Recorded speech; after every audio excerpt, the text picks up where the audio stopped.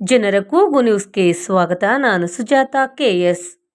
American wisdom peace university ವತಿಯಿಂದ ಶನಿವಾರ ಹೊಸೂರಿನಲ್ಲಿ ಆಯೋಜಿಸಿದ್ದ ವಿಶೇಷ ಕಾರ್ಯಕ್ರಮದಲ್ಲಿ ಮುದ್ದೇಬಿಹಾಳ ತಾಲೂಕಿನ ಆರ್ಡಿಪಿಆರ್ ಇಲಾಖೆಯ ಉದ್ಯೋಗಿ ಹಾಗೂ ರಾಷ್ಟ್ರಮಟ್ಟದ ಕ್ರೀಡಾಪಟು ಎಂಕೆ ಗುಡಿಮನಿ ಅವರಿಗೆ ಗೌರವ ಡಾಕ್ಟರೇಟ್ ಪ್ರದಾನ ಮಾಡಿ ಗೌರವಿಸಲಾಯಿತು.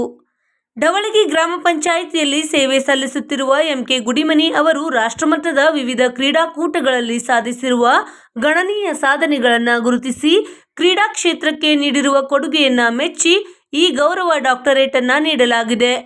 ಡಾಕ್ಟರೇಟ್ ಸ್ವೀಕರಿಸಿದ ಬಳಿಕ ಮಾತನಾಡಿದ ಎಂಕೆ ಗುಡಿಮನಿ ಅವರು, ಈ ಗೌರವ ತಮ್ಮ ಕ್ರೀಡಾ ಜೀವನಕ್ಕೆ ಮತ್ತಷ್ಟು ಪ್ರೇರಣೆಯಾಗಿದೆ ಎಂದು ಸಂತಸ ವ್ಯಕ್ತಪಡಿಸಿದರು. ತಮಿಳುನಾಡಿನ ಮಾಜಿ ಶಾಸಕ ಕೆಎ ಮನೋಕರಣ್, ಕೃಷ್ಣಮೂರ್ತಿ ಸ್ವಾಮೀಜಿ, ಹೈಕೋರ್ಟ್ ಹಿರಿಯ ವಕೀಲ ಆರ್.ಬಿ. ಪಾಟೀಲ್, ಸಾಮಾಜಿಕ ಕಾರ್ಯಕರ್ತ ಎ. ಶ್ರೀಧರ್, ರಾಷ್ಟ್ರ ಸೇವಾ ಫೌಂಡೇಶನ್ ಅಧ್ಯಕ್ಷ ವೈಭವ್ ಗುಣಶೇಖರ್ ಸೇರಿದಂತೆ ಮೊದಲಾದವರು ಇದ್ದರು.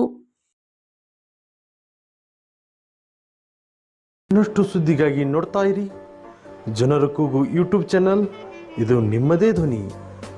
ಸಬ್ಸ್ಕ್ರೈಬ್ ಮಾಡಲು ಮರೆಯಬೇಡಿ.